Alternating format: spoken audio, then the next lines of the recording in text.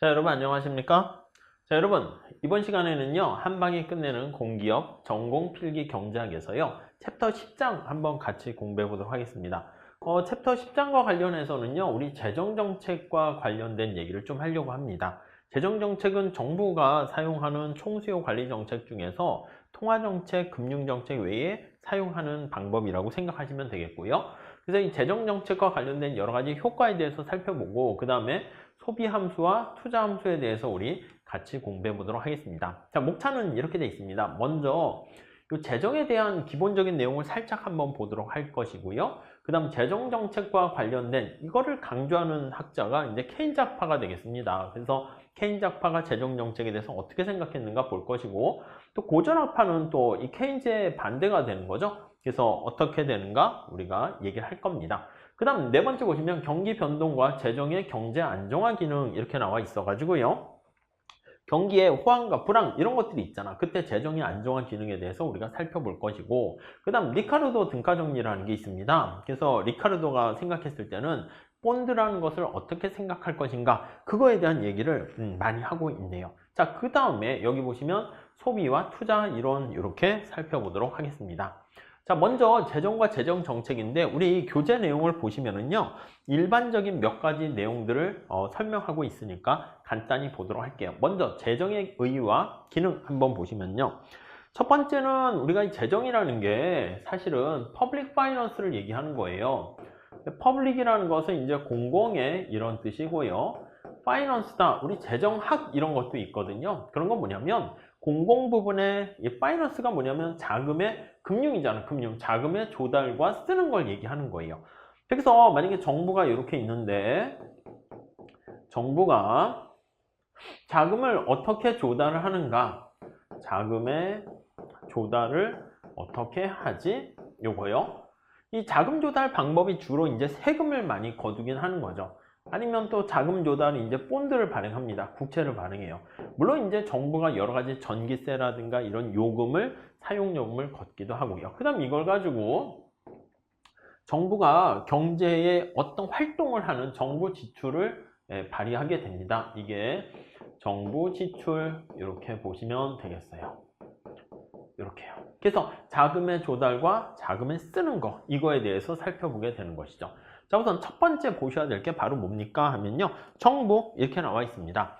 기본적으로 전통적인 경제학자들은 고전학파를 하죠. 정부는 시장에 개입하지 마, 그냥 외적이 침입하거나 이런 걸 막고 최소한의 어떤 재산권을 보장하는 그런 역할을 해. 그거를 우리가 작은 정부다 이렇게 보시면 되겠습니다.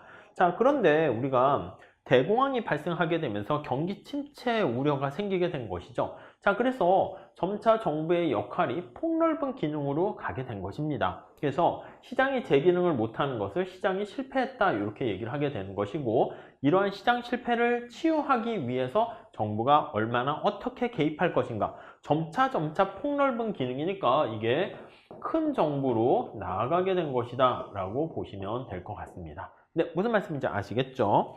자, 그래서 이 정도 정리하시면 되겠고요. 그 다음에 본 예산과 추가 경정 예산 이렇게 나와 있습니다. 거기 보시면 정부가 재정을 꾸려나가기 위해서는 이렇게 돈을 어떻게 자금을 조달하고 그리고 돈을 어떻게 쓸 것인가, 이거에 대한 계획을 세우게 되는데요. 그걸 우리가 뭐라 그런다? 예산이다 이렇게 얘기를 합니다. 그래서 어디에 돈을 쓸 것인가, 그리고 어떻게 조달할 것인가, 그 내역을 생각하는 것이다 라고 보시면 돼요. 본 예산은요, 거기 나와 있는 것처럼 회계연도 개시 전에 정상적인 절차에 따라서 편성된 것이고요. 추가 경정 예산은 뭐냐면 추가를 하는 거야. 갑자기 재난이라든가 거기 나와 있는 것처럼 천재지변과 같은 그런 비상사태가 발생했을 때 뭔가 기존의 예산을 좀 변경할 필요가 있을 때 우리가 추가 경정 예산을 한다 이렇게 보시면 되겠습니다. 자, 그 다음에 지출과 거기 보시면 세입 이렇게 나와 있어요. 그래서 세입은 여기 나와 있는 일반적인 조세와 관련된 거를 생각해 보시면 되겠습니다. 그래서 첫 번째 줄에 경상수입, 조세와 세외수입이 있고요. 또 자본수입 이런 것들이 있습니다. 자, 거기 보시면 조세는 세금이고 세외수입이 수수료, 입장료 등등등 벌가금 이런 것들이 있고요. 자본수입은 이제 정부가 가지고 있는 여러 가지 토지라든가 건물이 있을 거 아닙니까? 그걸 팔았어. 그렇게 되면 거기서 얻게 되는 수입을 바로 자본수입이다 이렇게 보시면 되겠어요. 세출은 뭐냐면 지출인데 이게 쓰는 겁니다. 네, 그 정도 정리하시면 될 것 같고요. 그 다음에 여기 보시면 재정적자와 재정흑자 이렇게 나와 있는데 지금 이 상태를 잘 봐보세요. 이 상태 메커니즘 보면 정부가 자금 조달 수단으로서 가장 많이 사용하는 게 텍스예요. 그래서 우리가 T 여기에 초점을 맞춰서 볼 거고요. 그 다음에 여기 정부 지출이다 라고 하면 이게 G 이렇게 되는 거 알 수가 있을 겁니다. 이해 가시죠? 자, 그래서 여기 보시면 정부 입장에서 봤을 때 정부의 조세 수입하고요. 정부가 돈을 썼어요. 조세 지출, 이렇게 정부 지출 이렇게요. 이게 들어온 만큼 쓴다라고 하면 이게 바로 균형 재정이다. 이렇게 되는 거 알 수가 있고요. 그게 아니고요. 우리가 들어온 돈이 쓴 것보다 훨씬 더 많어. 텍스가 여기 정부 지출보다 더 많습니다. 그럼 이게 돈이 남은 거잖아. 그럼 이거를 재정 흑자 또는 흑자 재정이다. 이렇게 얘기를 하게 됩니다.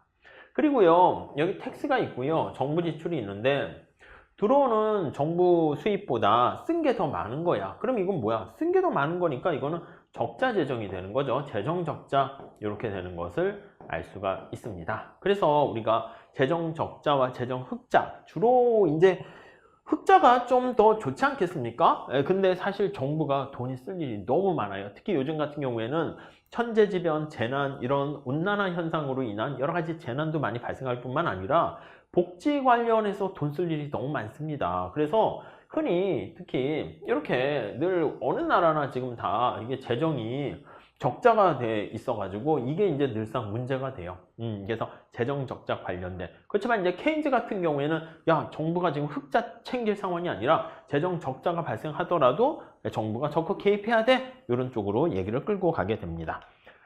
자, 그래서 정부의 재정 정책을 볼 텐데 피스컬 팔리시라는 재정 정책이라는 것은 뭐냐면 정부의 어떤 세출이나 세입을 변경시켜서 국민 경제의 안정적인 성장과 복지 증대를 도모하는 정책, 이게 바로 재정정책, 안정화 정책 이렇게 생각하시면 되겠습니다. 그래서 정부의 예산 제약식하고요, 요거 순수한 재정정책에 대한 얘기를 살펴보셔야 되는데 앞서 말씀드린 것처럼 여기 보시면 G가 정부가 돈을 쓰는 거예요. 그리고 재원 조달하는 게 T 이렇게 나와 있습니다. 자, 다시요. 아니면 이렇게 볼게요.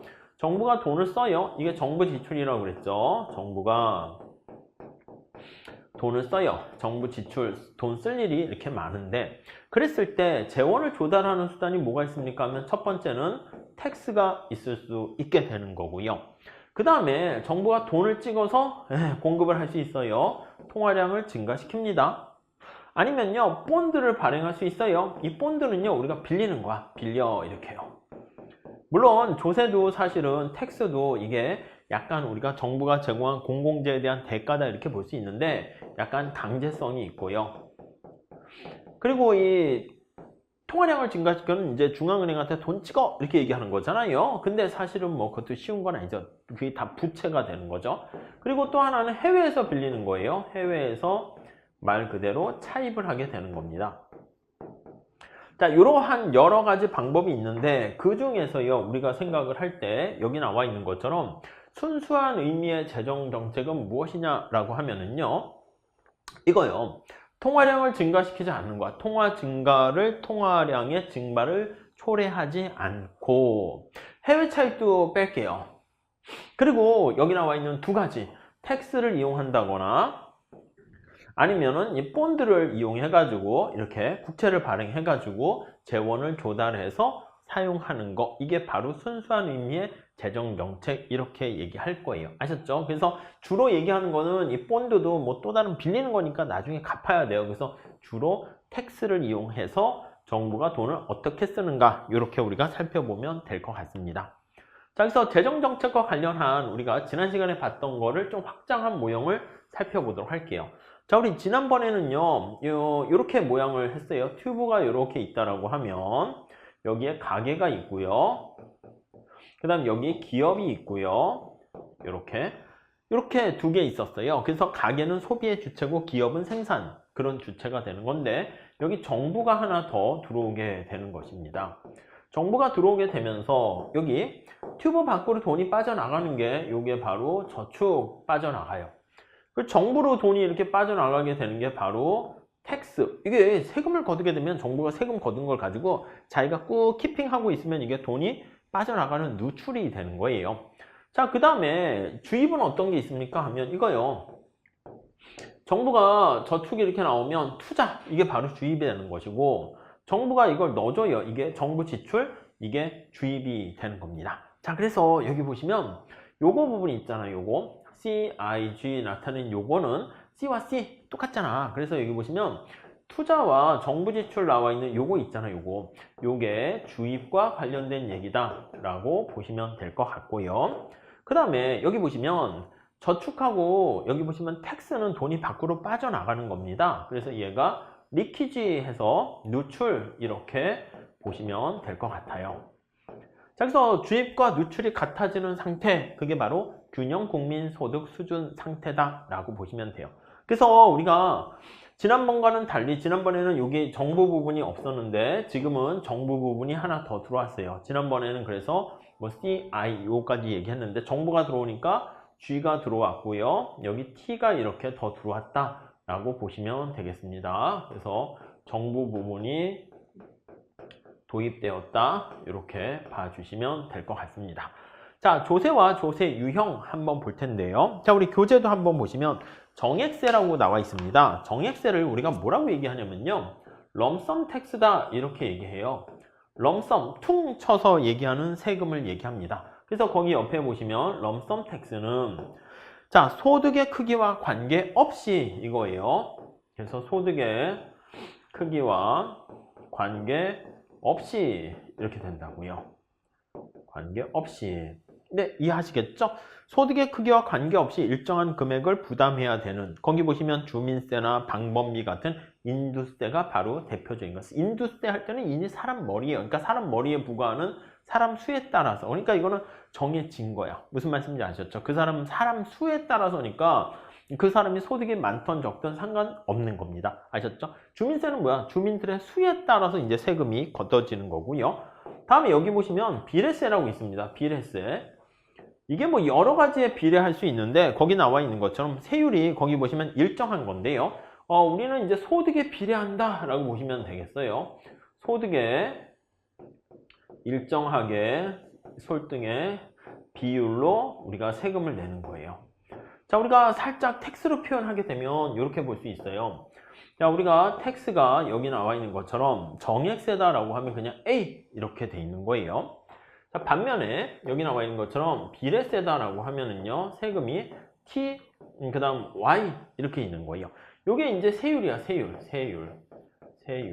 그래서 소득의 일정 비율만큼 세금을 때린다. 이렇게 보시면 되겠고요. 누진세는요, 거기 보시면 소득이 증가할수록 더 높은 세율을 적용되는 것이 누진세다라고 보시면 되겠습니다.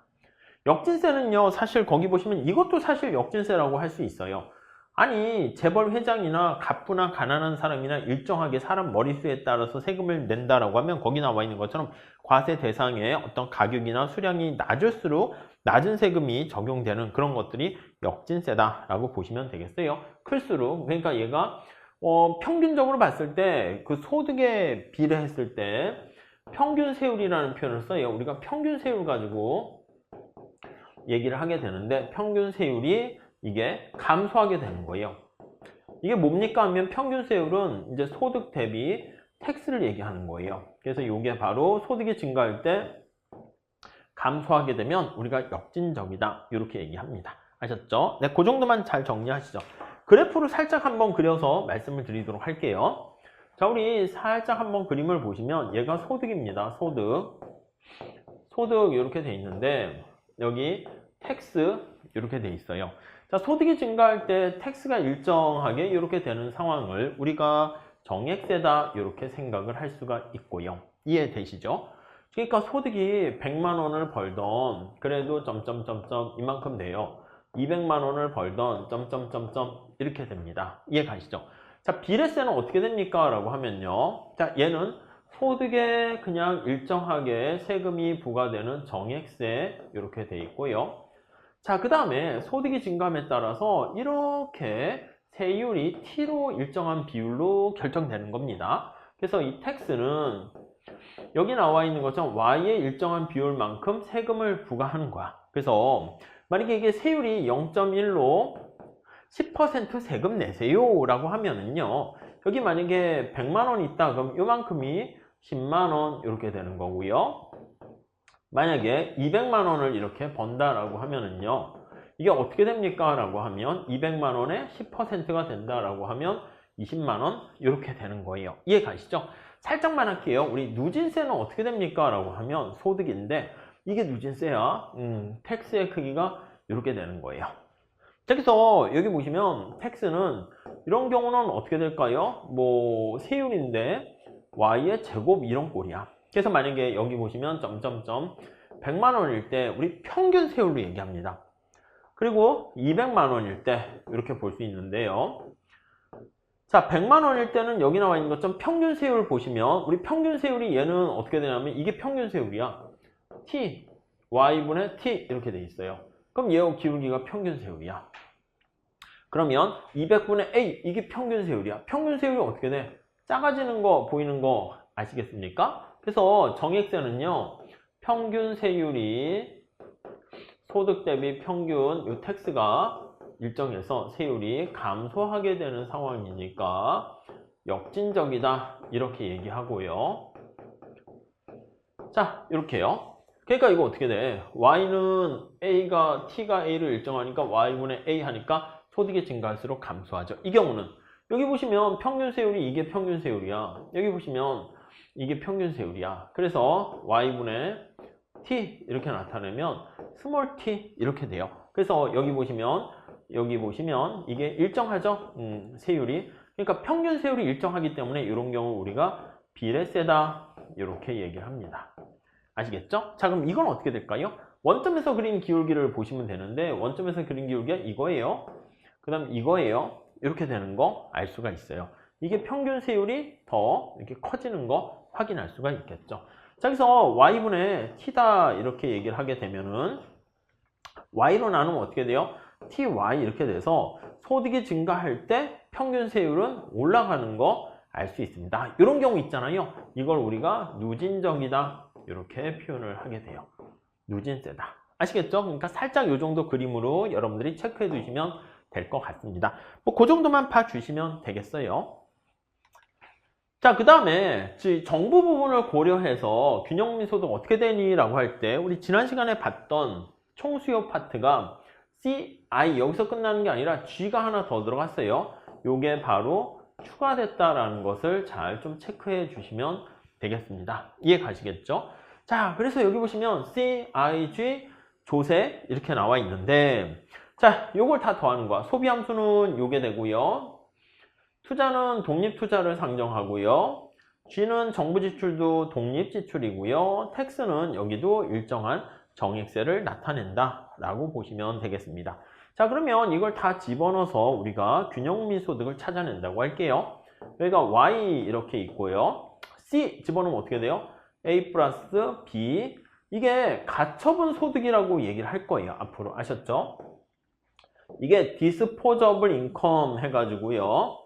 얘가 가처분 소득 이렇게 얘기할 거예요.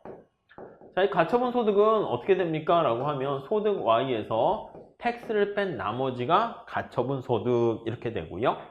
그 다음에 여기 보시면 I는 독립투자를 상정할게요. G도 그냥 독립적으로 일정하다 이렇게 얘기할게요. 자, 그리고 우리는 가처분 소득이 요거잖아요. T가 또 어떻게 되어 있습니까? 라고 하면 T0로 이렇게 일정하다 이렇게 정리하시면 되겠습니다. 자, 그래서 이걸 다 대입을 해보도록 하겠습니다. 자, 따라서 Y는 저희가 A 더하기 B 이렇게 돼 있고요. Y 마이너스 여기 T 이렇게 T가 T0 이렇게 됩니다. 그 다음 더하기 I0 더하기 G0 이렇게 돼요. 자, 그러면 이걸 다시 풀어쓰게 되면 여기 한번 보시죠. 색깔을 좀 다른 걸로 해볼까요? 녹색깔 한번 봅시다. 자, 우리가 지금 균형민 소득을 찾는 거잖아. 이게 Y가 있죠. 여기도 Y가 있죠. 그래서 여기 이렇게 되는 거 알 수가 있어요. 자, 그러면 요 by니까 요 넘어가시면 눈으로 되죠. by 할 때 1 마이너스가 들어가요. 그래서 1 마이너스 b 마이너스 b 들어가서 y 이렇게 있고, a 요거 보시면 마이너스 b t0 더하기 i0 더하기 g0 이렇게 돼 있습니다. 네. 자, 이거를요 우리가 식을 정리할게요. 그래서 다시 따라서 y는, 자, 요게요 우리 1-b분의 1 하고요 요 뒤에 달라붙는 걸 써보도록 할게요. 그럼 a-bt0 더하기 i0 더하기 g0 이렇게 돼 있는 거 확인할 수가 있겠습니다. 자, 그러면요 우리가 체크해 보셔야 될 게 요거요. 투자 승수다라고 하면 지금 투자가 한 단위 변화했을 때 균형 국민소득이 얼마나 증가하니? 얘가 이제 균형 상태에선 같아지니까 이게 2라고 쓸게요. 그럼 투자가 한 단위 증가할 때 얼마나 증가하냐 하면요. 여기 보시면 이거 Y라는 국민소득을 투자 요걸로 미분하는 거야. 그럼 앞에 뭐가 남아요? 1이 남는다고. 그래서 여기 1이 남고 여기 남아있죠. 1-b분의 1. 이게 바로 우리는 승수 이렇게 봤었습니다. 그래서 1-b가 바로 뭐냐면 b가 한계 소비 성향이에요. 그래서 한계 소비 MPC죠. 성향 이렇게 되는 것을 알 수가 있습니다. 그래서 이렇게 되네요. 1- 한계 소비 성향분의 1 이렇게. 되게 재밌는 거는 투자가 변화하는 거나 여기 정부 지출이 변화하는 거나 똑같습니다. 정부 지출이 변해도 1-b분의 1 거기에 달라붙게 된다라는 거 알 수가 있어요. 거기까지 체크하시고요. 그 다음에 여기 정액세 승수가 있어요. 정액세. 세금을 부과했다 그러면 여기 세금 여기 있죠. 보이시죠? 얘가 변하면 어떻게 돼요? 여기 마이너스 b가 있어요. 마이너스 이거 잘 주의하셔야 돼요. 여기 죄송해요. 이거 빠졌는데 마이너스가 들어가야 돼요. 마이너스가 들어갑니다. 그래서 마이너스가 들어가서 다른 거랑 달라. 다른 건 요 앞에 1이 들어가 있는데 여기 마이너스 b가 있어가지고 요거 여기 보시면 1-b분의 1에다가 요 마이너스 b 하는 거니까 텍스를 부과하게 되면 요거 1- 한계 소비 성향분의 마이너스 한계 소비 성향이다 라는 거 알 수가 있어요. 이게 정신없는데 그냥 간단한 연산이 되는 것이고 연산에 대한 해석을 여러분들이 좀 하시면 될 것 같아요.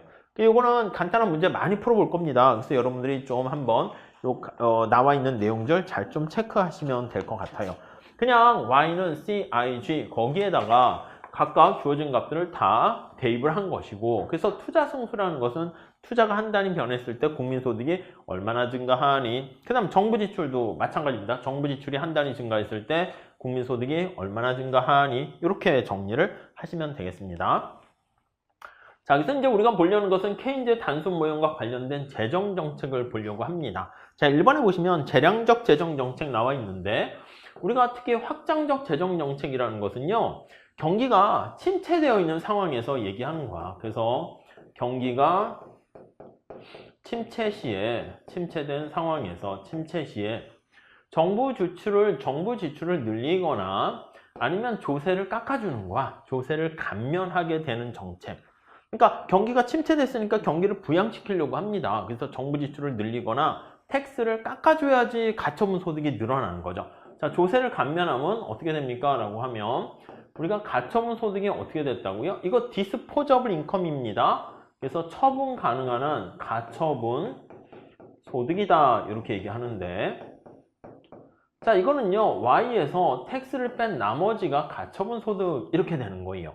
근데 만약에 세금을 깎아주면 어떻게 되겠어? 세금을 깎아주면 그럼 이게 어떻게 돼? 이게 올라가는 거잖아. 그럼 처분 가능 소득이 높아지게 되면 그럼 우리가 어떻게 돼요? 맞아요. 소비가 증가하게 되는 것이죠. 이게 이제 확장적 재정 정책이 되는 겁니다. 이 반대가 긴축적이라는 거예요. 이건 경기가 과열돼 있을 때 뭔가 총수요를 좀 줄이는 거야. 이 반대로 어떻게 합니까? 얘는 정부 지출을 줄이거나 텍스를 올리게 된다. 이렇게 보시면 되겠습니다. 자, 그러면 우리가 확장적 재정 정책을 하는 경우를 생각해 보도록 하겠습니다. 자, 그래서요 우리가 정부 지출과 총수요 관리 정책 이렇게 나오는데 그래프가 좀 복잡할 수 있어요. 그래서 포인트만 제가 그려보도록 할게요. 자, 우리 이렇게 한번 보세요. 차근차근 보시면 이해가 될 수는 있는데요. 여기 보시면 옛날에는 CI까지 이렇게 있었거든요. 근데 정부 지출을 하나 더 집어넣었어요. 자, 이렇게 한번 볼게요. 자, 우리가 만약에 y는 c, i, 옛날에는 이렇게 있었는데 여기다가 정부 지출까지 하나 더 들어갔다니까요. g 이렇게 더 들어갔어요. 네, 이해 가시겠죠? 자, 그러면 여기 한번 생각을 해볼게요. 여기 나와 있는 투자가 바로 무엇입니까? 라고 하면은 투자가 이렇게 독립투자 이렇게 생각을 하는 거야. 이해 가시죠? 자, 그러면 얘는 독립투자니까 소득이 증가하던 감소하던 일정해요. 그래서 I0로 일정한 상황이에요. 그리고 소비는 어떻게 됩니까? 소비는 Y에 따라서 기초소비가 있고요. 우리 이렇게 똑같이 씁시다. 기울기가 B를 나타내는 그런 소비 함수가 되겠고요. 이해되시죠? 자, 근데 이제 정부 지출이 여기 하나 더 들어갔어요. 얘는 어떻게 됩니까? 얘도요, 그냥 똑같이 일정하다고 할게요. 소득 수준에 상관없이 일정하다라고 할게요. 자, 그러면 이렇게 보면 정부 지출이 이렇게 일정하게 돼 있어요. 이렇게. 자, 이거를요, 우리가 수직으로 세 개를 중첩해서 쌓아 올리는 거야. 쌓아 올리는 거야, 이렇게. 그래서 지금 수평축에 나와 있는 게 여기 Y예요. 수평축에 나와 있는 게 소득이에요. 수평축에 나와 있는 게 소득입니다. 자, 그러면 이거를 소득을 기준으로 해서 수직으로 합하려고 하는 건데요. 자, 그러면 소득이 빵일 때 어떻게 될까? 빵일 때 A죠? 이만큼이지, 소득이 빵일 때. 소득이 빵일 때 여기 I0죠? 이해가시죠? 이 높이를 얘기하는 거예요. 소득이 빵일 때 빵, 여기 빵일 때, 그 다음에 여기 빵일 때 G0죠? 그럼 절편이 어떻게 돼요? 그쵸? 여기가 빵이 되면 A, I0, G0 하니까 여기가 될 거예요. 여기 살짝 보시면 여기 값은 얼마가 됩니까? 라고 하면 A, I0, 그 다음에 G0 이렇게 되는 것을 우리가 확인할 수가 있어요. 네, 이해하시겠죠? 자, 그러면 여기서 이제 이걸 다 더하는 거야. 그래서 이제 이걸 다 더한 거는 어떻게 됩니까? 하면 C, I, G 이렇게 된 거를 알 수가 있습니다. 이렇게요. 자, 그랬을 때 지금 살펴본 것처럼 국민소득이 뭐 Y0다 하면은 점점점점점 이렇게 될 텐데 그 중에서 뭐 여러 가지가 있게 되는 거죠. 그래서 Y0다 라고 하면 이렇게 있을 거예요. Y0다, C가 이만큼 있고요. I가 이만큼 있고 G가 이만큼 있고 그래서 이렇게 연결이 되는 거죠. 여기 뭐 여기 이렇게 될 거예요. 그래서 색깔을 칠하게 되면 이게 밑에다 그리는 거 더 좋아. 이렇게 쌓아 올리는 거예요. 성량값을 쌓아 올리는 것처럼 얘가 C 아니면 여기 저 I 아니면 G 이게 C 이렇게 보시면 되겠죠. C, I, G 이렇게 쌓아 올리는 거예요. 아셨죠? 그러면 얘는 A 플러스 B, Y 얘는 I0 얘는 G0 이렇게 보시면 되겠죠. 그럼 다 더하면 이거 이렇게 우리가 풀 수가 있겠습니다. 그래서 이걸 정리하면 여기 나와 있는 A 플러스 I0 플러스 G0 플러스 B, Y 이렇게 되는 거 확인할 수가 있겠습니다. 아셨죠? 네, 그 정도 정리하시면 되겠네요. 자, 그래서 여기 보시면 이렇게 총 수요가 얻어지는 거 알 수가 있고요. 그 다음에 우리가 이제 총 공급과 관련된 거는 45도 선이 된다니까요. 그래서 이렇게 45도 선으로 이렇게 돼 있어요. 그래서 이게 Y, S. 그래서 이게 이제 Y랑 똑같아지는 균형점 이렇게 됩니다. 자, 그럼 여기는 어떻게 돼요? 여기는 보면 균형점이 점점점점점에서 여기가 균형국민 소득이다 라고 생각을 하시면 되겠어요. 그러니까 얘는 어떻게 됩니까? 하면 얘는 우리가 앞에서 본 것처럼 다시 식을 정리하게 되면 절편이 A 플러스 I0 플러스 G0에다가 여기 더하기 BY 이렇게 되는 거예요. 자, 그러니까 기울기가 어떻게 돼요? 기울기가 여기 B 얘가 기울기가 되는 거죠. 이해 가시죠? 여기 다시 보세요. 여기 보시면 이렇게 됐잖아. 이거 CIG를 표현하는데 CIG를 표현할 때 이게 절편에 해당하는 게 여기에 해당하는 것이고요. 그 다음에 이 기울기에 해당하는 게 B 얘가 바로 기울기 네, 이렇게 되는 거 확인할 수가 있겠습니다. 자, 그렇게 정리하시면 되겠네요. 자, 그래서 이 균형국민 소득을 어떻게 구합니까? 라고 하면요. 지금 얘기한 것처럼 요거 두 개 같을 때예요. 그래서 다시 정리를 한번 해볼게요.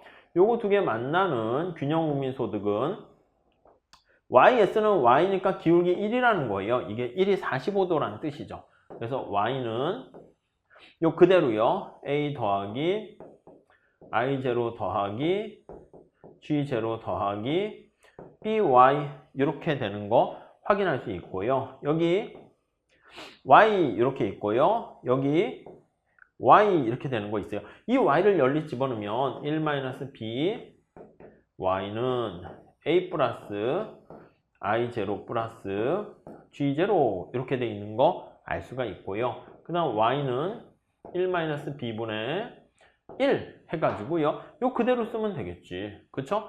a 더하기 i0 더하기 g0 이렇게 보시면 되겠습니다. 이게 바로 균형민소득이 되는 거예요. 자, 근데 여기서 지금 우리가 뭘 더 하려고 하는 건가 라고 하면요.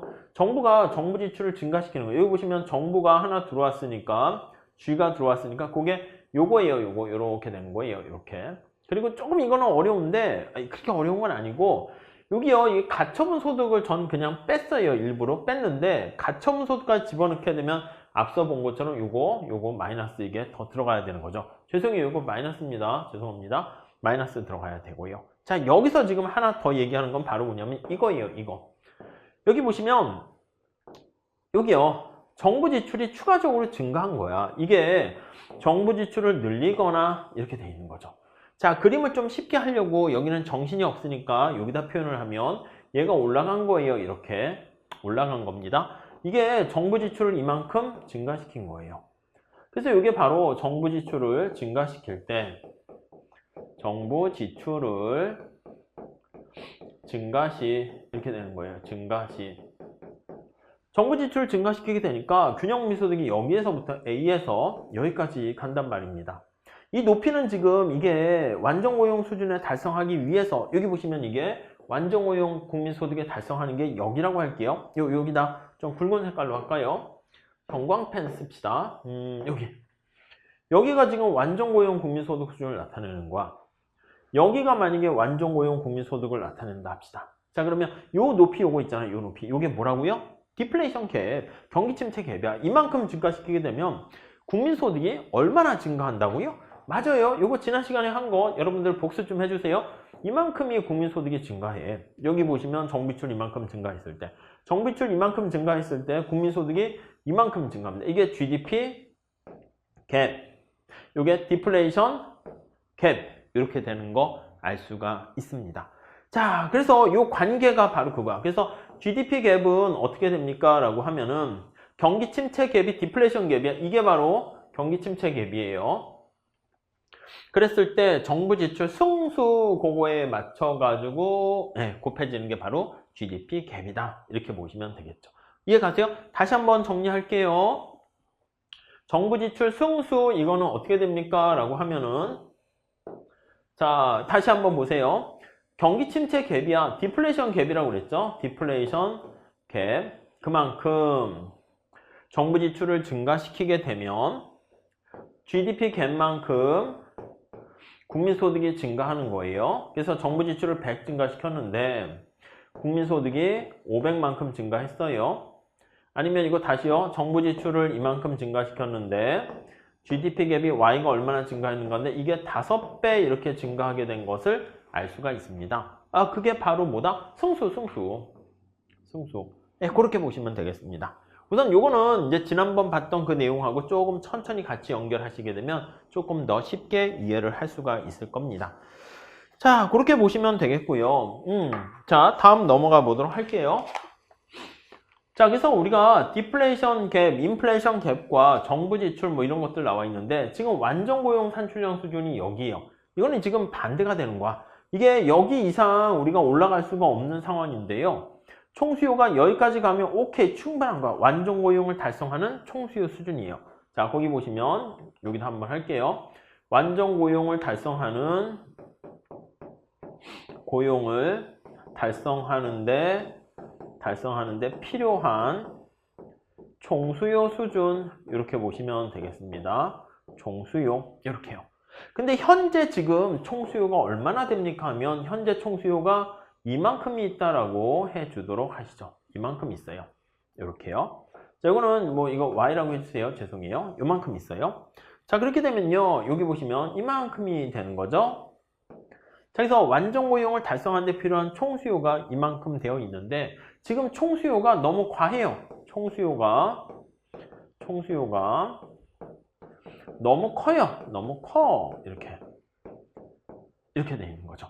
총수요가 지금 너무 큰 상황이어가지고 야 지금 경제가 여기까지 된 거 만약에 제대로 있으면 점점점점 이렇게 되면 저희가 뭐라고 할까요? 그래서 Y1이라고 할게요. Y1 이렇게 경제가 지금 과열되어 있는 상태예요. 그래서 총수요가 너무 커가지고 이제 주문은 지금 더 할 수 없는 상황이에요. 지금 공급이 제한되어 있는 상황인데 수요가 너무 큰 상황이에요. 그러면 경제가 이거 어떻게 해요? 과열되어 있는 상태니까요. 과열. 이 과열을 진작시키기 위해서 어떻게 해야 됩니까? 라고 하면 총수요를 좀 줄여줘야 되는 거야. 그 줄여주는 크기가 요거를 나타내는 거죠. 여기 보시면 이거.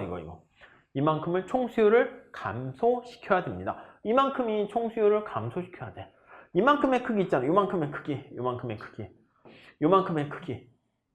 그러니까 완전 고용 수준에서 봤을 때 필요한 총수요는 H만큼인데 그거를 상회하는 J만큼 이게 바로 우리는 인플레이션 갭이다 이렇게 보시면 돼요. 자, 그래서 만약에 인플레이션 갭만큼 정부 지출을 줄여주면 이렇게 줄여주게 되면 국민소득은 이렇게 줄어들게 돼요. 그래서 델타 Y만큼 감소하게 되고 역시 이것도 승수가 거꾸로 작용하게 돼서 승수 크기다 이렇게 정리를 하시면 될 것 같습니다. 자, 그래서 거기 보시면은요 뭐 1번에 나와 있는 건데 총수요가 완전 고용 수준을 초과하는 경우 그때 초과 수요가 존재하게 되고요. 근데 장기에는 여기 YF 이상 갈 수 없어요. 2번에 보시면 YF 수준 이상으로 증가할 수 없기 때문에 총수요는 물가가 올라간다니까 그러기 때문에 우리가 이것을 인플레이션 갭이다 이런 말을 쓰게 됩니다. 자, 3번 보세요. 인플레이션 갭은 완전 고용 국민소득 수준에서 볼 때 여기서 보는 거예요. 거기서 볼 때 총수요가 얼마나 증가하는가 이만큼 총수요가 증가하게 된다. 그 크기를 얘기합니다. 자, 그래서 이게 정부 지출을 이때는 긴축해서 줄여야 돼요. 그러니까 디플레이션이 발생하면 정부 지출을 증가시키고요. 인플레이션이 발생하면 정부 지출을 줄여야 되는 상황입니다. 이게 바로 거기 보시면 4번의 재량적 재정 정책이에요. 한번 볼게요.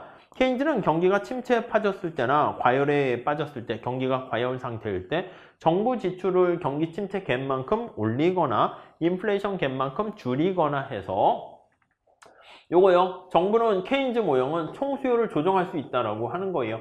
총수요를 이렇게 조정을 통해 가지고요. 그래서 경제를 안정화시키는 정책을 사용합니다. 그래서 조정을 통해 뭘 한다? 예, 맞아요. 완전 고용 국민소득 수준을 달성하게 되는 것이죠. 그래서 완전 고용 국민소득 수준을 달성하게 된다라는 것을 알 수가 있게 되겠습니다. 아셨죠? 그 정도 정리하시면 되겠습니다. 자, 그 다음에 이제 거기 보시면 정액세와 비례세인 경우가 하나 들어갔는데 요건 조금 어려울 수 있어요. 그래서 공식처럼 그냥 암기하시는 분들도 있는데 조금 한번 생각만 더 해보셨으면 좋겠어요.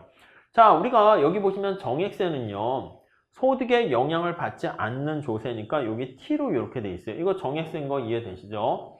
정액세다라고 하면 정액세는 T는 T0로 이렇게 일정하다 이렇게 생각하시면 될 것 같습니다.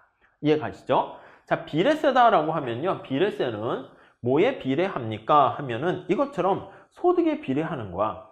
소득의 일정 부분만큼 비례해요. 그래서 여기다가 우리가 T를 집어넣게 되는데 T가 이게 바로 비례세가 되는 거예요. 비례세. 다시 한번 써주면요. 자, T는 소득에 비례해서요. TY 이렇게 되는 거 알 수가 있겠습니다. 아셨죠? 자, 이렇게 돼 있네요. 자, 그러면 우리가 균형민 소득을 어떻게 구합니까? 하면요. 똑같이 보시면 돼요. 똑같이. 자, 여기 한번 볼게요. 이거 소비함수가 이렇게 바뀐 것만 보시면 돼요. 여기다 바로 쓸 수 있을까요? 한번 보시죠. 가능할 것 같아서 그대로 씁니다. Y는 C 더하기 I0 더하기 G0 이렇게 했어요. 이게 투자와 정부 지출은 그냥 집어넣습니다. C를 이거를 저기다 집어넣으면 돼. 요거를 여기다 집어넣어요. 그러면 차근차근 따라오시죠. 요거 그냥 풀어서 쓸게요. A 플러스 BY 되셨죠? 그 다음 요게 마이너스 BT 이렇게 보이세요? B인데 T0 더하기 I0 더하기 G0 이렇게 있어요. 네, 이렇게 돼 있죠? 자, 요거를 이제 정리를 다시 해볼게요. 자, 여기 이제 정리를 한번 해보시면 자, 여기서 우리가 균형국민소득을 좀 보려고 하는데 여기 보시면 Y가 이렇게 있고요. 여기 또 Y가 이렇게 있는 거 보이시죠? 이렇게. 또 Y 있습니까? 없네. 그래서 요거 Y를 이렇게 묶어서 정리해요. 요걸 전리 넘어가면 1-b Y는 A-b T0 더하기 이해되시죠? 그 다음에 I0 더하기 G0 이렇게 돼 있어요. 자, 그러면 따라서 이제 균형국민소득은 어떻게 됩니까? 라고 하면요. 요거 1-b가 이렇게 가는 거죠. 그래서 1-b분의 1 되고요. 그 다음 이거를 다 낱개로 써주면 또 그것도 좋긴 한데 요 정도는 여러분들이 따라오실 것 같아서요. 여기 보시면 A-b T0 그 다음에 I0 그 다음에 G0 이렇게 돼 있단 말이죠. 자, 그러면 균형국민소득 살펴봤을 때 얘가 세금을 변화시켰을 때, 조세를 변화시켰을 때 균형국민소득이 얼마나 변하니 그걸 보려고 합니다. 얘와 얘와의 관계를 보는 거야. 그래서 지금 얘기한 것처럼 텍스가 한 단위 변화했을 때 균형국민소득은 얼마나 달라지니 라고 하면은 얘가 한 단위 변한다고 했을 때 1-b는 여기 있고요. 여기 -b가 있잖아. 이해되시죠? 자, 그러면 여기요. 1- MPC가 뭐야? 삐삐삐. 그래서 이걸 다시 정리하면 얘는 1-b분의 -b 이렇게 되는 거 알 수가 있어요. 이거 앞에서 봤었던 거죠. 자, 근데 그거 말고요. 이거는 여러분들이 한번 해보세요. 비례세인 경우야. 비례세. 그러니까 텍스가 이렇게 있어가지고 요거를 여기다 이걸 집어넣은 거야. 그럼 다른 건 필요 없고요. 여기 나와 있는 텍스가 일정한 게 아니라 Y에 의해서도 영향을 받아요. 이해 가십니까? 자, 다시요. 여기다 한번 살짝 써볼게요. 이게 그냥 수식이 식이 뭐 A, B 이런 게 많고 해가지고 정신이 없는데 여기 보시면 Y 앞에 여기 보시면 요게 달라붙어 있어요. 이해가 있어요? 얘는 Y 앞에 뭐가 붙었어요? 여기 B 하나만 붙어 있단 말이야. 그래서 B가 넘어가서 1-B 이렇게 되는데 얘는 Y 앞에 이게 붙어 있으면 어떻게 될까요? 자, 유추해 보세요. 저쪽으로 가면 1-B에다가 1-t 이렇게 돼요. 이렇게 돼서 Y가 되고요. Y가 되고 그 다음에 여기 보시면 C 요 그대로 쓰면 돼요. C를 이제 A라고 된 거죠. 요거 그 다음에 A 요거 되고 그때 블러블러블러 이렇게 된다고요. 아니면 뒤에 이거 그대로 쓰면 되겠죠. I0, G0 이렇게 됩니다. 그래서 만약에 I 여기 투자가 변하게 되면 어떻게 됩니까? 하면요. 요거는 투자와 정부 지출은 똑같아요. 언제나 주로 같은 상수 취급하는 거기 때문에 그렇게 되면 요게 밑에 붙는 거지. 요거 분의 1 이렇게 들어가서 분모의 요게 바로 승수가 되는 거 알 수가 있어요. 그래서 먼저 첫 번째 요거 균형국민소득이 이렇게 된다라는 거 좀 생각하시고 정리를 하시면 충분할 것 같습니다. 자, 이렇게 잘 정리하시고요. 자, 이거 균형재정승수라는 건 뭐냐면 우리가 재정을 얘기할 때 균형이다라고 하면요. 이거야. 이게 되게 신기한 게 뭐냐면 여기 잠깐 한번 볼게요. 자, 튜브가 있어요. 튜브가 이렇게 있어요. 형광펜으로 한번 해볼까요? 자, 여기 튜브가 이렇게 있습니다. 튜브가 이렇게 있어. 튜브가 있는데 여기 정부가 이제 여기 들어오게 되는 거야. 그래서 정부가 들어와서요. 펜 이렇게 한번 합시다. 여기 이제 정부가 있는 거죠. 정부가 있어요. 정부가 있어서 어떤 일을 합니까? 라고 하면은요. 세금을 걷어 이만큼. 그래서 세금을 텍스를 만약에 100만 원 걷었습니다. 그럼 튜브에서 물이 밖으로 빠져나가는 거죠. 우리 몸에서 100만 원 세금을 걷어. 그럼 여기다 이제 정부가 정부 지출을 증가시킨다고요. 100만 원 이걸 다시 한번 증가시킵니다. 자, 그러면 여러분들 생각해봐. 균형 재정이죠, 이게. 정부가 재원이 있는데 100만큼 들어와서 100만큼 썼어. 그러면 이 재정은 일정하게 균형이 되는 겁니다. 그게 바로 균형 이렇게 돼 있어요. 여러분, 균형 재정이니까 들어오는 만큼 쓴다 이건데 여전히 들어오는 만큼 썼으니까 균형 재정은 유지되고 있어요. 그럼 여러분, 이 튜브 안에 흘러가는 물의 양은 어떻게 될까요? 우리가 언뜻 봤을 때는요, 이게 정부 지출과 여기 보시면 조세 승수를 동시에 증가시킬 때 균형국민소득은 그냥 일정할 것처럼 보여. 그렇지 않습니까? 아니, 정부가 100만큼 세금을 걷어서 빼냈어. 튜브에서 100만큼 넣어줬어. 그럼 쌤 이렇게 보이는 건데 현실에선 그게 아니에요. 왜냐면 정부 지출 승수가 더 크기 때문에 그래요. 이 메커니즘은 조금 이해하기가 어려운 건 아닌데 따로 지금은 설명드리진 않을게요. 그래서 우선은 여러분들이 균형재정 승수는 정부 지출 증가시켰을 때랑 텍스를 증가시켰을 때랑 정부 지출을 증가시켰을 때 보시면 승수의 크기는 1-MPC분의 1 이렇게 되는 것을 알 수가 있고요. 그 다음에 조세를 부과했을 때 미치는 승수 크기는 1-MPC분의 -MPC 이렇게 되는 겁니다. 그럼 두 개를 합하게 되면 우리가 봤을 때 어떻게 된다? 1 이렇게 되는 거야. 이게 뭐냐면 튜브 안에 흘러가는 국민소득의 물의 양은요, 가만히 빵 증가하는 게 그대로가 아니라 빵이 아니라는 거예요. 빵이 아니라는 겁니다. 이게 아니고 얼마나 증가합니까? 그대로 국민소득도 100만큼 증가한다. 이렇게 되는 거예요. 그래서 이게 균형재정 승수라는 표현을 써요. 균형재정을 유지하면서 정부 지출과 그 다음에 여기 텍스를 동시에 변화시켰는데 그때 국민소득의 크기는 1 이렇게 되는 거예요. 아셨죠? 네, 그 정도 좀 잘 봐주세요. 네, 그렇게 봐주시면 될 것 같고요. 그 다음에 우리 재정정책과 고전학파 모형 이렇게 나와 있는데 같이 한번 보도록 하시죠. 자, 우선 고전학파 재정정책 나와 있는데 거기 보시면 고전학파는요, 뭐가 중요하다고 그랬습니까? 공급을 중시 여겨요. 공급이 중시 이렇게 되어 있습니다. 그러니까 주문이요 해도 이거 사실 아무 소용 없어. 자, 여기 보시면 총 공급은 Y는 이렇게 있고요. C, I, G 뭐 이렇게 있어요. 자, 이게 소비 지출 수요, 투자 지출 수요, 정부 지출 수요 이렇게 돼 있습니다. 오케이, 이해되시죠? 자, 이런 상황에서 지금 고전학파 입장이 얘가 고정됐다니까. 그래서 얘가 F라고 썼나요? N도 이렇게 쓸 거예요. 근데 F 이렇게 full 이렇게 하면 완전 고용 수준에서 완전 고용 산출량 수준에서 일정하다니까요. 산출량 수준에서 일정해요. 일정 이렇게 돼 있다라고 보시면 되겠습니다. 변하지 않는 거예요. 이해가시죠? 자, 이런 상황에서 여러분 하루에 뭐라고 할까? 삼계탕을 만들 수 있는 게 닭을 300마리밖에 못 구해서 300개씩 이제 공급을 하는 거야. 삼계탕을 먹는데. 그러니까 이 집은 300개 이상을 생산할 수가 없어요. 자, 그랬을 때 가상으로요. 소비자가 200 소비하고요. 기업이 한 70 소비하고요. 정부가 30 소비해가지고 300개 이렇게 균형이 되고 있었다 합시다. 자, 여기서 스토리를 더 전개합니다.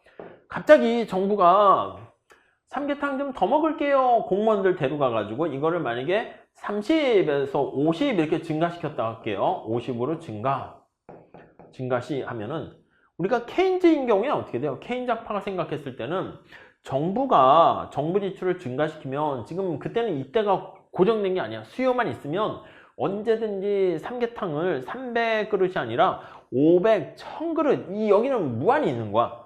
근데 지금 사람들이 물건 살려는 게 없기 때문에 그래서 오히려 재고가 생기고 오히려 남아도는 그런 문제가 생겼던 것이죠. 이해 가십니까? 자, 그런데 고전학파 입장에서는요, 여기 나와 있는 것처럼 공급을 중시 여겨. 그래서 생산할 수 있는, 여기 보시면 삼계탕을 맥스로 만들어낸 게 이만큼 만들어내고 있는 상황이에요. 근데 여기 있는 것처럼 정부가 50만큼 이렇게 증가했어. 주문이요 이렇게 증가했어. 그랬을지라도 이게 증가하게 되면 어떻게 돼? 공무원들이 20그릇 더 먹게 되면 누군가가 소비가 줄어들어야 돼. 얘가 뭐 190 이렇게 줄고 얘가 뭐 60 이렇게 줄어드는 거야. 그럼 정부 부분이 증가하잖아요. 그래서 정부 지출이 증가하게 되면 증가는 요거 때문에 요거 증가는 해야죠. 증가는 정부 지출이 증가하게 되면 이거 어떻게 돼요? 민간 부분, 이게 민간 부분 아니겠습니까? 여기 나와 있는 게 민간의 소비와 투자예요.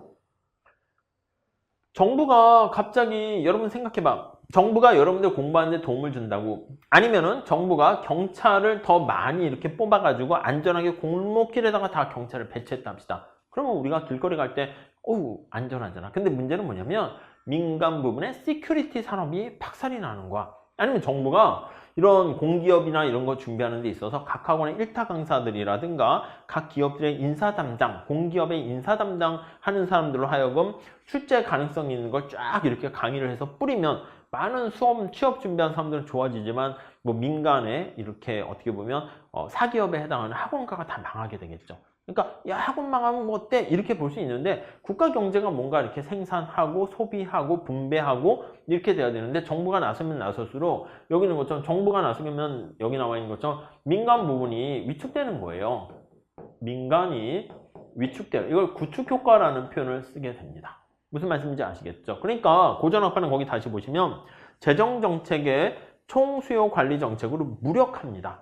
그래서 거기 세이어 법칙인데 수요와 공급이 항상 일치한 상황에서 얘가 고정돼 있어요. 계속 얘기하지만 고정. 그러니까 이쪽이 늘어나봤자 아무 소용이 없다. 이렇게 보시면 돼요. 정부의 예산 제약식은요. 이게 정부 지출과 이렇게 나와 있는데 우리가 여기 나와 있는 것처럼 통화량이 증가하거나 본드로 돈을 빌릴 수 있어요. 아니면 얘 T도 이쪽으로 넘기면 텍스를 통해서 또 재원을 조달할 수가 있게 되는 겁니다. 그래서 G와 T는 당해년도 가격으로 표시되는 명목 변수가 아닌 뭐 기준년도 가격으로 표시되는 실질 변수임 나와 있고요. 그 다음에 확장적 재정 정책 하게 되면은 여기 나와 있죠. 텍스보다 더 많이 정부 지출을 우리가 쏟아부어야 되는데 이런 경우에는요. 통화량 증감 없이 그러니까 통화량을 증가시키는 거는 우리가 순수한 재정 정책 아니라고 할 거예요. 그래서 이거는 재정 정책에 들어가지 않아요. 자, 결국 다시 말씀드리면 G가 이렇게 있잖아요. 그럼 텍스를 통해 가지고 조세를 통해서 재원을 조달하거나 아니면 본드를 통해서 해요. 근데 이제 P 이렇게 해서 실질 변수로 표현하려고 하는 건데 좀 심플하게 하기 위해서 P를 다 1로 집어넣을게요. 아무튼 이렇게 재원을 조달하는 두 가지 방법이 있겠다라고 보시면 되겠습니다.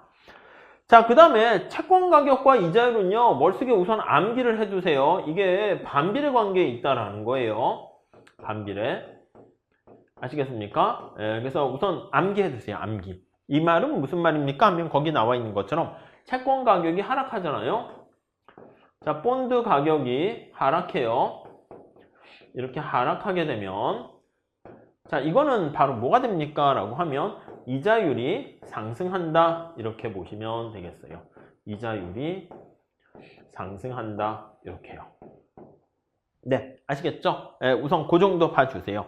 자, 그래서 거기 보시면 이번에 정부채 발행이 증가하게 되면 정부채 공급이 많아져요. 그럼 정부채 가격은 떨어지게 되고요. 그럼 정부채 가격 하락하면 이자율은 상승한다. 우선 반비례 관계다. 그 정도까지 먼저 체크해 두시면 좋겠습니다.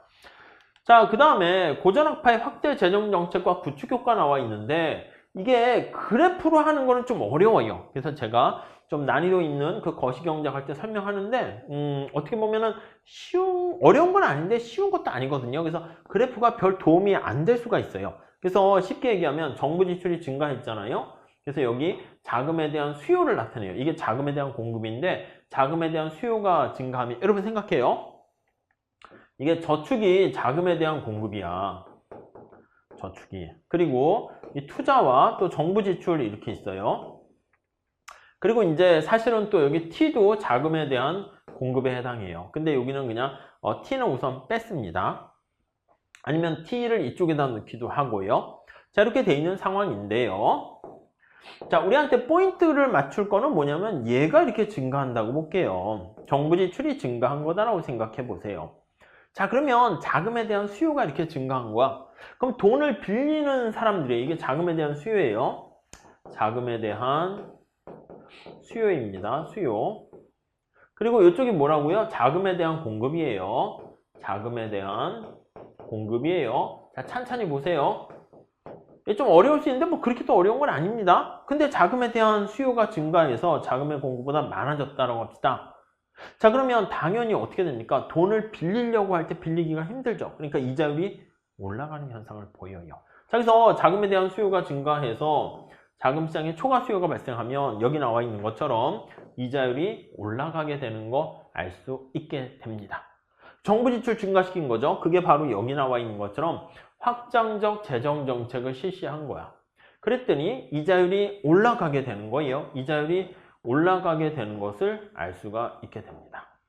이해하시겠죠? 자, 그래서 이자율이 올라가게 되면 민간의 소비와 투자 활동이 위축된다라는 것을 알 수가 있을 겁니다. 이해 가시죠?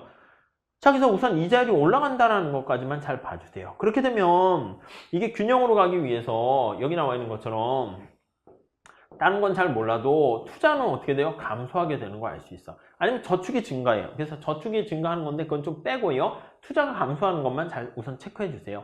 그럼 정부출 증가한 게 투자 감소로 인해서, 물론 이게 저축 증가가 그래서 여기 소비 감소거든요. 근데 우리가 이제 딴 거까지 보면 그러니까 여기 투자가 감소하는 거, 그리고 1번 이렇게 보시면 되겠어요. 그래서 1번 투자가 감소하고, 여기 보시면 또 이자율이 올라가게 되면 2번 해서 저축이 증가한다. 여기까지도 보세요. 여기 보시면 이게 저축이 좀 증가합니다. 이거 2번. 아니, 이자율이 올라가면 저축이 올라가죠. 그러니까 얘가 내려가고 얘가 올라가면서 다시 어떻게 된다? 쌤쌤 되면은 그때 다시 균형이 되는 거예요. 자, 우리 저축이 증가한다는 거, 그 말은 뭐예요? 소비 감소. 이해되세요? 자, 우리가 소득을 벌면 소비하지 않으면 저축이잖아. 저축이 증가하면 소비가 감소하는 거지. 우리가 버는 소득은 제한되어 있는 상황이기 때문에 그렇게 보시면 돼요. 그래서 우선 첫 번째, 이게 그래프에 반영된 건데 이게 조금 힘들어 하시는 분들이 있어서 첫 번째는 여기 나와 있는 정부 지출의 증가는 이자율을 끌어올린다라는 그 정도까지만 보시면 돼요. 그래서 우리가 문제 풀 때 이자율을 상승시켜서 민간의 소비와 투자를 위축시킨다. 그렇게 보시면 될 것 같습니다. 아셨죠? 그렇게 정리하시면 되겠어요. 자, 이거를 우리가 민간의 소비와 민간의 투자 활동을 위축시킨다. 위축시켰다가 바로 크라우딩 아웃에 구축한다는 겁니다. 크라우딩 아웃이 뭐냐면 우리 김밥 아니면 지하철에 사람이 너무 많아가지고 사람이 꽉 차는 거야. 버스에 사람이 너무 많아가지고 여기서 밀면은 저쪽에 김밥 옆구리가 터지는 것처럼 팍 밀려나가는 그런 현상을 우리가 생각할 수 있어요. 정부 부분이 확대가 되면 민간 부분을 위축시켜요. 정부가 막 아파트를 짓고 막 이렇게 되면 민간의 건설 산업이 다 무너지게 되는 것이고, 무슨 말씀인지 아시겠죠? 정부 부분이 뭐 EBS나 아니면 학원 산업에 대해서 막 끼어들게 되면 민간 부분이 위축되고, 정부가 공무원 많이 뽑아서 경찰 공무원 많이 뽑으면 나쁘다는 게 아니라 좀 민간 부분을 위축시킨다라는 거 알 수 있습니다. 물론 민간보다 더 일을 잘하고 효율성이 높으면 그게 바람직하지. 근데 보통 정부 부분은 아시겠지만 공기업이나 이런 것들은 좀 약간 게을러지는 습성이 있습니다. 그렇기 때문에 나태해진다, 비효율적이다, 그런 얘기를 많이 하게 되는 것이죠. 자, 그 다음에 재정의 자동 안정화 기능이다 라고 하는데, 이거는 이제 뭐냐면 아이디어만 좀 잘 봐주시면 될 것 같습니다. 자, 그래서요, 자동 안정화 기능 얘기할 때 우리가, 자, 오토매틱이요. 오토매틱.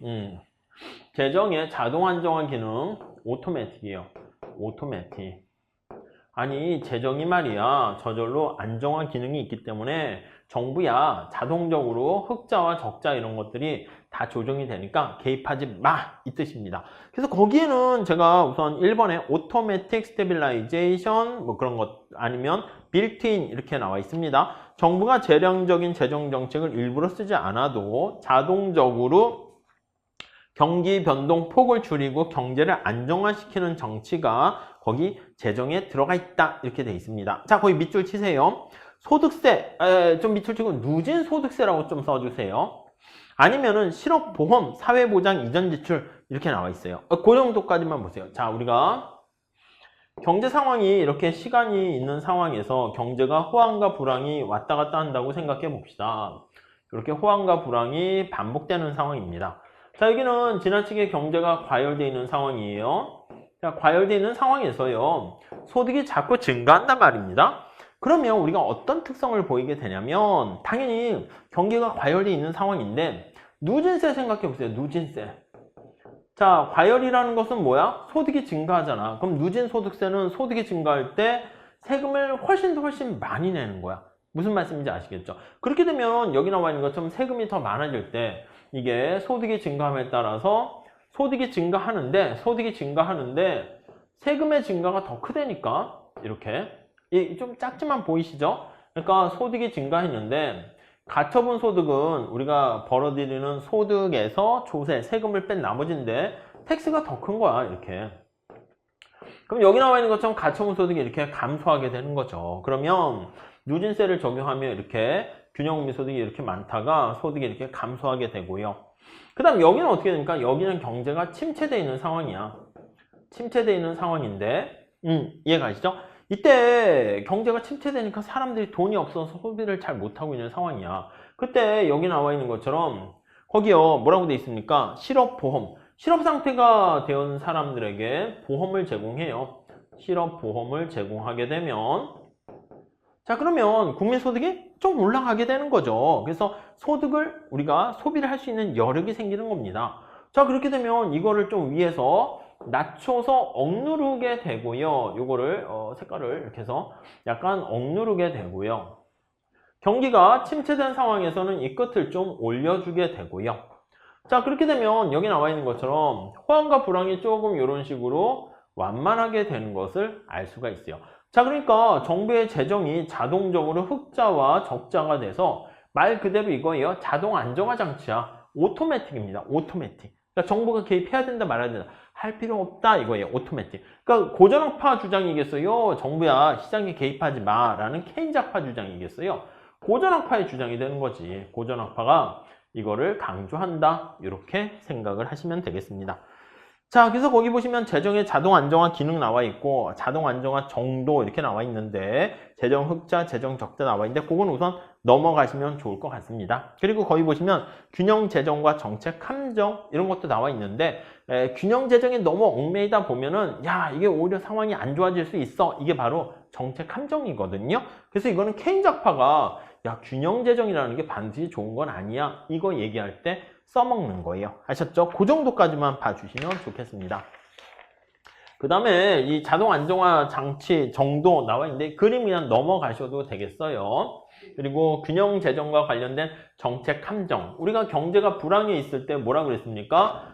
맞아요. 그때도 균형을 강조해서 균형 재정을 추구하게 되면은 오히려 경제 상황을 더욱 침체 과정에 빠뜨리게 되는 것이기 때문에 항상 균형 재정이 좋은 건 아니라는 거예요. 그렇기 때문에 경제가 불황일 때는 적자 재정을 통해서라도 오히려 경제를 좀 이렇게 끌어올려야 된다. 그런 주장을 하게 되는 것입니다. 그래서 그 정도까지만 정리하시면 될 것 같습니다.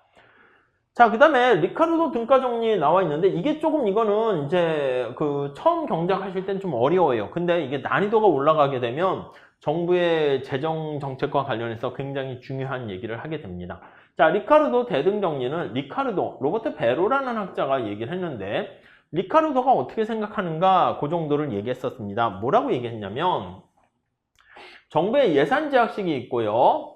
그 다음에 이렇게 있습니다. 근데 이거 살짝 넘어갈게요. 좀 여러분들 처음 하실 때는 좀 어려워요. 근데 좀 제가 욕심이 있어서 여기까지 넣긴 했는데 우선 살짝 넘어갈게요. 핵심 포인트만 보도록 할게요.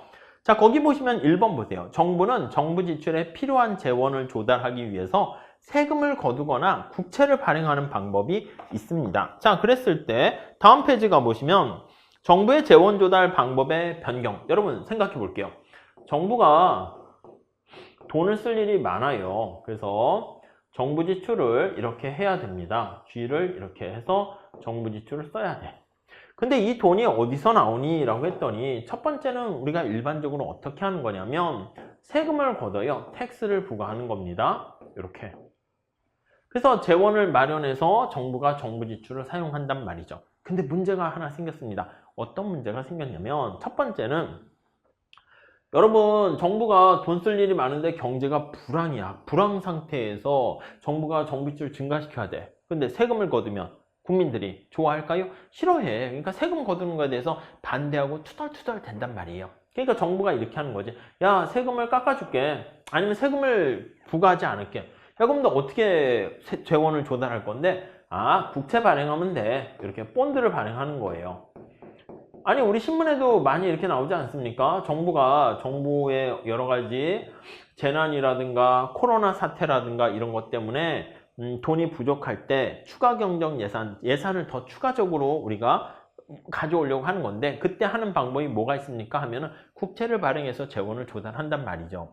이해가시죠? 근데 국채를 발행해서 우리가 재원을 조달하는데 문제가 발생했어요. 이거요. 국채 발행한다고 하면 국민들이 그래 세금은 더 거두지 않겠구만 이렇게 얘기를 하는 건데 리카르도 등가 정리는 뭐냐면요. 사람들이 똑똑한 거야. 사람들이 합리적이야. 여러분 정부가 돈이 없어. 그래서 우리가 이 본드라는 거는 우리가 빌린다고 그러지 않았습니까?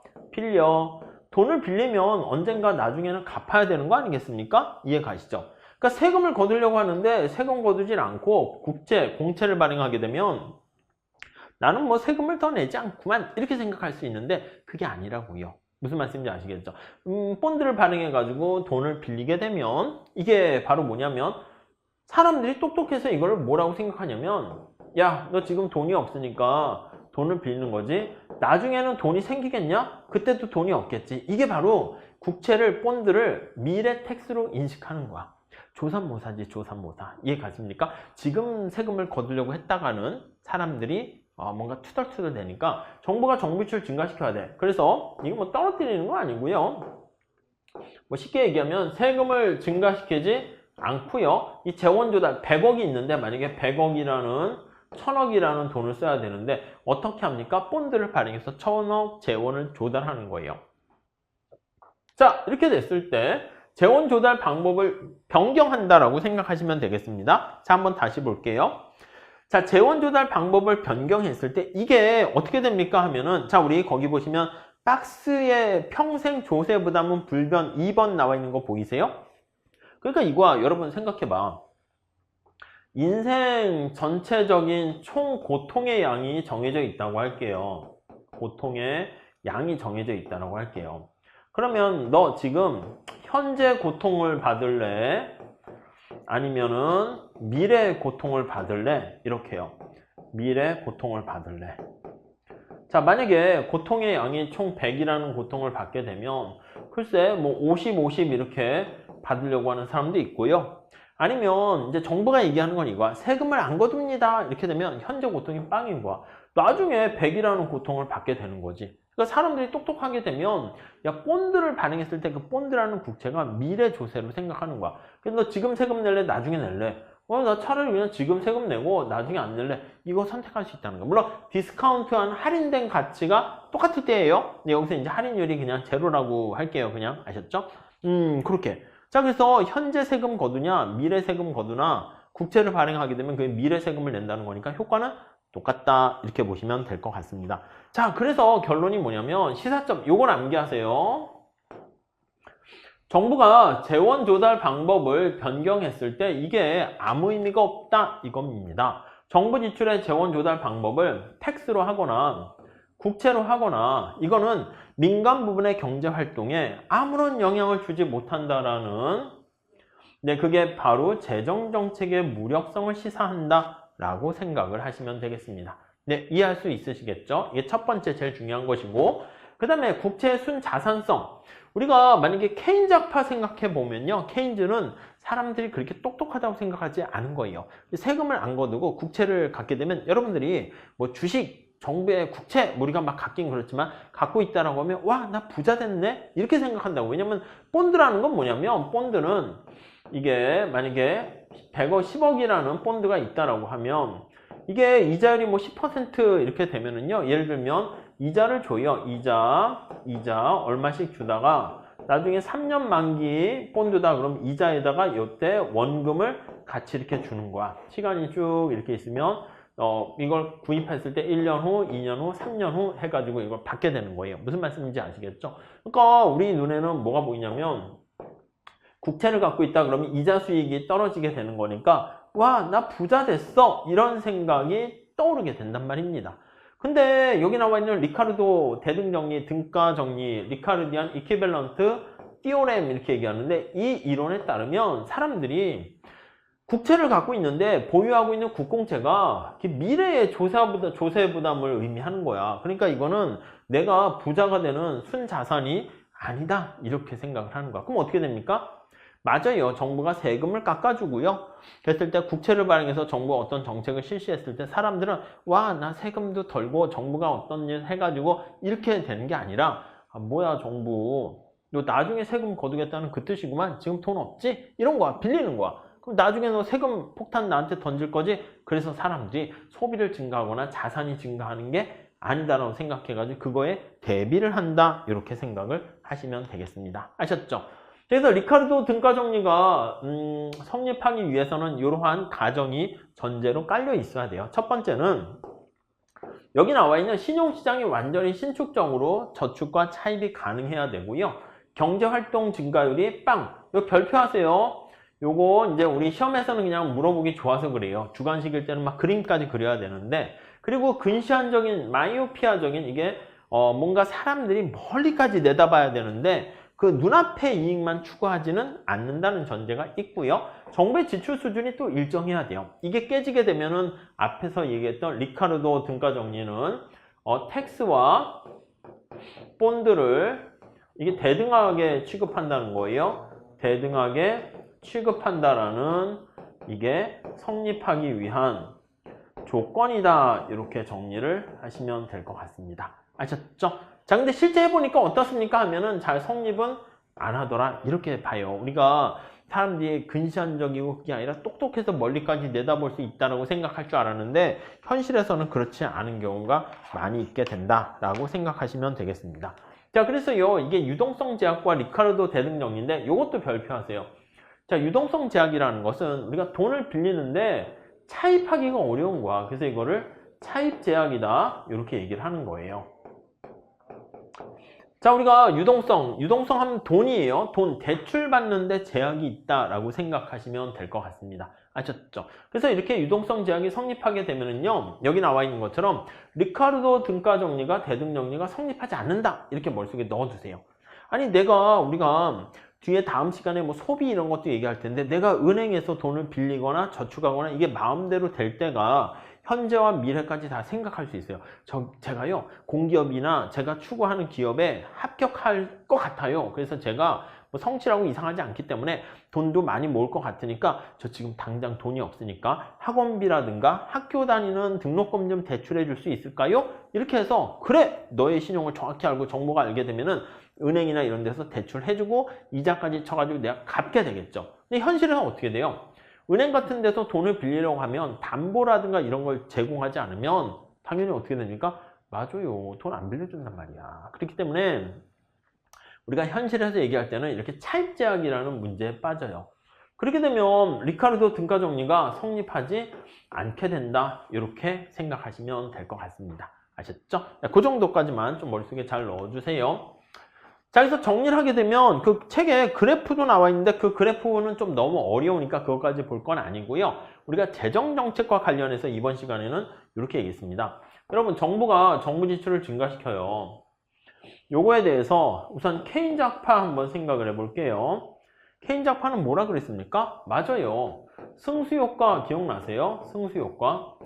정부 지출이 여기 증가시키면 승수효과만큼 몇 배 이상 효과를 보는 거예요. 그래서 승수가 이제 멀티플라이어잖아. 몇 배 이상의 효과를 봐요.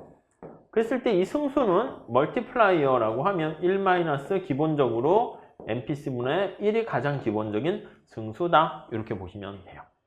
자, 근데 그거 말고 고전학파 입장에서는 어떻게 됐습니까? 라고 하면요. 생산량이 고정되어 있는 거야. 그래서 Y가 완전 고용 산출량 수준에서 고정되어 있으니까 C, I, G 이렇게 할 때 얘가 고정되어 있는 상태에서 정부가 정부 지출을 늘리잖아? 그럼 민간의 투자라든가 이게 감소하게 됩니다. 이해하시겠죠? 자, 그러니까 이게 바로 뭡니까? 하면 이게 바로 구축 효과다라고 얘기를 할 수가 있어요. 특히 완전 구축된다. 이렇게요.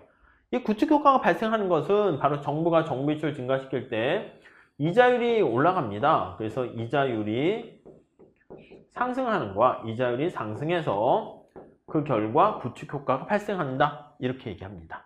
자, 그런데 또 하나 우리 볼게요. 하나 본 거는 뭐냐면 리카르도 등가 정리요. 이퀴밸런트 띠오렘 이거예요. 이것도 구축 효과랑 비슷해요. 정부가 재원 조달 방식을 변경했어요. 텍스를 조달하지 않고 이거 대신에 본드를 발행합니다. 본드를 발행해가지고 재원을 조달하게 되면 발행 시 우리가 근시안적이지 않고 사람들이 똑똑하고 합리적인 사람들은 뭐라고 생각합니까? 라고 하면 이 본드를 미래에 텍스로 인식하는 거야. 텍스로 인식해서 텍스로 인식하다 보니까 이 본드를 발행하게 되면 미래 텍스로 인식해가지고 정부 지출 효과가 하나도 없네. 이런 일이 되는 거예요. 아셨죠? 이 세 가지 중심으로 좀 잘 내용을 보시면 될 것 같고요. 이게 이제 우리가 이슈가 된 게 바로 뭐냐면 재정정책 상황을 막 이렇게 좀 의미가 있다라고 한 거는 불황이라는 대공황이 발생했을 때 시장이 제 기능 잘 못하니까 정부가 적극적으로 개입해가지고 그걸 타개해라 이렇게 얘기를 하게 되는 것이죠. 자, 이렇게 보셔가지고요 정리를 하시면 될 것 같고 다음 시간에는요 요거와 관련한 재정정책은 요 정도로 정리하시고 재정정책과 관련해서 우리가 CIG 이렇게 했잖아요. 그때 C 소비함수와 그리고 I 투자함수에 대해서 좀 더 자세하게 살펴보도록 하겠습니다. 아셨죠? 자, 이렇게 하시고 다음 시간에 이어서 할게요. 감사합니다.